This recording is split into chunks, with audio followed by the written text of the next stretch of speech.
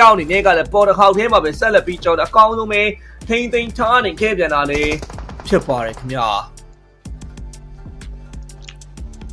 好笑就係幾ပိုင်းနေရရှိနေခဲ့တဲ့မြန်မာအသင်းတွေ YG နောက်ဆုံးမှလည်း Porterhouse ဘက်မှာရှိနေခဲ့တဲ့ Triz တော့တဲတန်ဖြတ်ချဖို့အတွက်ကိုတော့ပြင်ဆင်နေဒုံးမဲမီပလင်းတွေတောက်လျှောက်ပစ်ထည့်ပေးထားခဲ့တာပင်မဲ့လည်းအရင်ဒီ Triz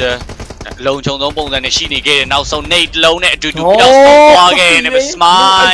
ကောင်းမွန်နေခဲ့တဲ့ Nate တွေကြားထဲမှာတော့တောက်လျှောက် BG နဲ့ YG 4v2 ဆိုတဲ့ battle မျိုးပေါ်ဆောင်ရမယ် Gospy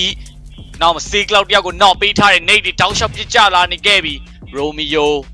ဘေးဘက်မှာ Smile လိုက်တော့ကြည်ပေးနေတော့မယ် Gospy နဲ့ Ichi ဆိုတဲ့နောက်မှာ Smile အနေနဲ့အကောင်းဆုံးကျွန်တော်ထိမ့်ပေးထားပြအောင်မလားဥပိန်တက်ဒီကျွန်တော်မာနက်တို့တူစုံစားခဲ့ကြတဲ့ကျွန်တော်ချိန်ကာလတွေရတယ်နိုင်ငံများနေခဲ့ပုံစံမျိုးမှာ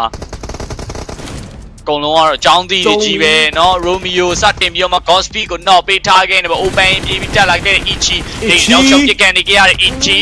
ကားအောင်မှာပဲဆုံးသက်သွားခဲ့တယ် Yangon Glady Goals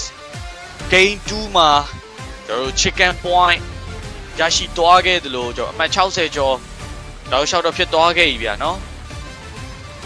ဟုတ်ပါတယ်တော့ YG ACC လေးပဲတထိန်ပြီးတော့ဆော့သွားတယ်အရင်လဲ Brazil 7နေဦးနောက်ဆုံးလိတ်ကင်းအထိရောက်ဆွဲဆော့သွားပြီးတော့လိတ်ကင်းရောက်မှလာလဲတို့အဖြစ်မနေဆိုင်ရမယ့်ဘက်တွေမှာခီးဒီ like out တယ်အမှတ်တွေလိုက်ယူပြသွားခဲ့ပြီးတော့ဒီတဲ့တိုင်းခုဆိုရင်တော့ကျွန်တော်တို့ match 2မှာတော့ YG Chicken Dinner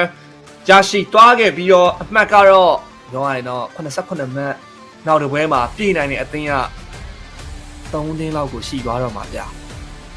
နော်ဟုတ်တယ်နော်ဟုတ်တယ်နော်အမှန်ပဲ3သင်းကဘယ်သင်းနေလဲဆိုတော့ကိုရီသင်းနေပဲပေါ့ဗျာ